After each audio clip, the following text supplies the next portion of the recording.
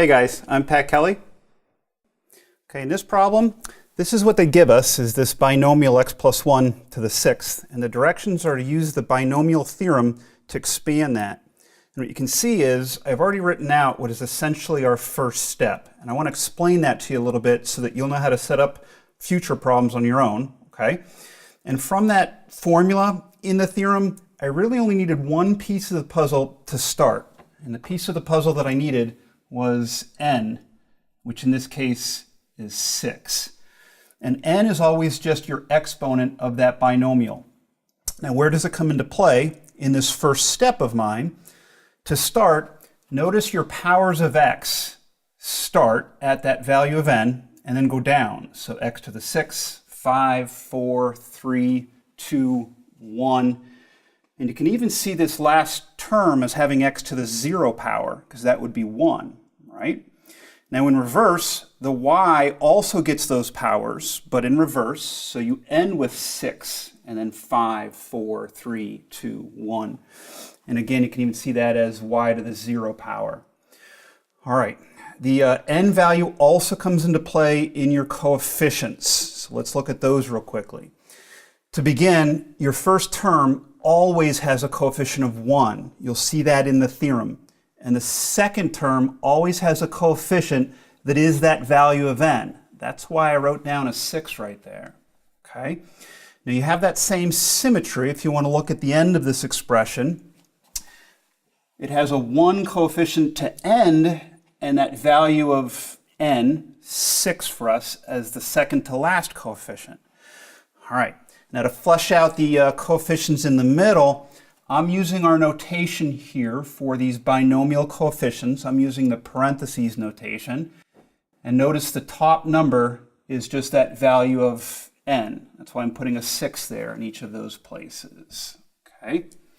And the bottom number in that notation is actually just the same as your exponent of the y factor in each term. Okay, so 2, 2, 3, 3, and you keep going down for as many terms as you have. And of course, I very much want you to understand how to play out this notation, so we'll do that computation in the next step, if you're ready. Okay, now to move on to my next step, I'm going to look back at the original, and I actually need 2 more pieces of the puzzle. I need to know what x is, and I need to know what y is. I'm going to say that x equals x. And I'll slow down right there, because before you conclude that, oh, that's obvious, x equals x, what I'm trying to find here, I'll even put quotes around, like quote unquote x, because it's not always just x. What you want to look for, actually, is what you'll have here as what you're calling x will be the entire first term inside the parentheses. Okay? So if there was any more to that first term, I would include it right there in what I'm labeling as x. All right. Similarly, the y, I need to label what y is, and you could put quotes around it if you want. So quote unquote y. You're just going to grab the second term in this coefficient. So that would be your 1 here. Okay? So maybe I'll even try to keep color coding. I got that 1 by grabbing the entire second term inside the parentheses. Okay, now let's continue in our work simplifying this expression. So I'm going to go down, and this equals x to the 6th is just x to the 6th. As I move on, 6x to the 5th. Let me even grab maybe pink. I'll grab pink. Because right now I'm going to try to plug something in for this 1. I've got to look at what y equals for me. It equals 1. Let me restate that. I'm going to plug in something for this y. I think I gave away that it's going to be a 1. I look up here and see that it's a 1. So that's where this 1 is coming from. Okay. And then to continue, plus from here. And now you have to know this notation. I think I mentioned that a couple minutes ago. The way to compute this notation is that top number of 6 always becomes your numerator, but as a factorial. So 6 factorial. In the denominator, you always have 2 factorials. The first one comes from subtracting these two numbers. 6 minus 2 is 4, but it is a factorial. And the second factorial in the denominator is actually just that number that was down there below, the 2. So 2 factorial. And where was I? Let's pick up with the expression right above. The next thing was an x to the 4th. And the next thing was a y squared, which I'm going to write as 1 squared. I'm just switching colors there again to try to keep it consistent, that where I'm coming from with this y is whatever I have designated as my quote-unquote y. Whatever's there, I have to square it.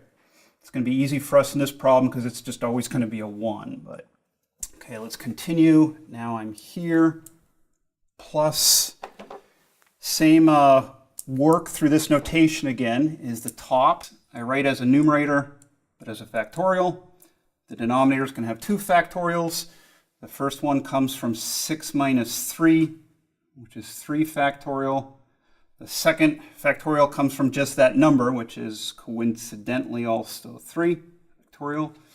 Then x cubed times y cubed.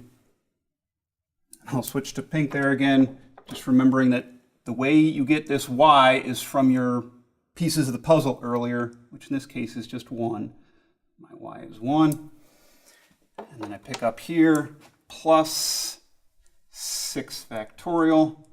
6 minus 4 is 2 factorial. 4 factorial. X squared. If you've caught on to this, my y is still 1 to the 4th power is 1. I'm not going to write that now. Plus this 6x to the 1 power. Y is to the 5th power, but again, it's 1.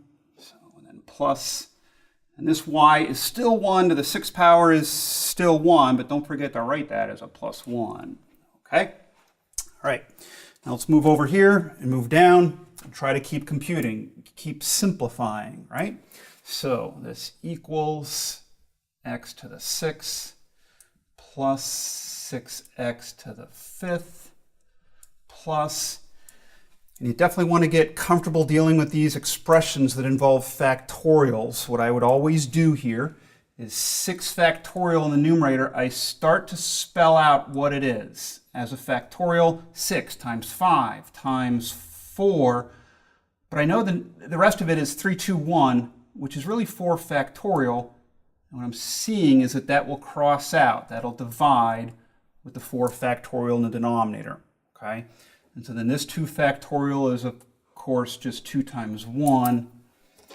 And what I did do there is, what I will do, I guess, in my next step is I'll cross out those 4 factorials. Okay? And that was from here, so I want to pick up with my x to the 4th plus 6 factorial is 6 times 5 times 4 times 3 factorial. I'm thinking again of what I can cross out downstairs. Those 3 factorials will cross out. This 3 factorial is still there. 3 times 2 times 1. And then the variable expression was just x cubed. All right? And then plus onto this term, 6 times 5 times 4 factorial divided by 2 factorial, which is 2 times 1. And see, this time I'm crossing out with the second factorial because it's bigger. Cross out as much as you can. And that'll show up in my next step. But those guys will cross out. Let me back up. Those 3 factorials will cross out. And where was I with my variables? X squared plus 6x plus 1. Almost done. Come back over here. See if we can do this as a last step. X to the 6th plus 6x to the 5th. And then 6 times 5 is 30, but divided by 2 is going to be 15. X to the 4th plus more arithmetic. What I like to do, I'll grab my cross out here again, but look for things that you can cross out. So 3 times 2 is 6. That works out well. 5 times 4 is 20. If you're not seeing those crossouts, don't despair. It'll compute even on a calculator. You'll get the same numbers as me. I'll pick up over here, plus 2. I would simplify with the 6 a little bit and get a 3. 3 times 5 is 15. My variable is just x squared. And then we still have that 6x. It's been there since the beginning. And our plus 1. And by Jove, I think we've got it. Okay. This expression would be that original binomial expanded. Okay? Practice some more on your own. You'll do well.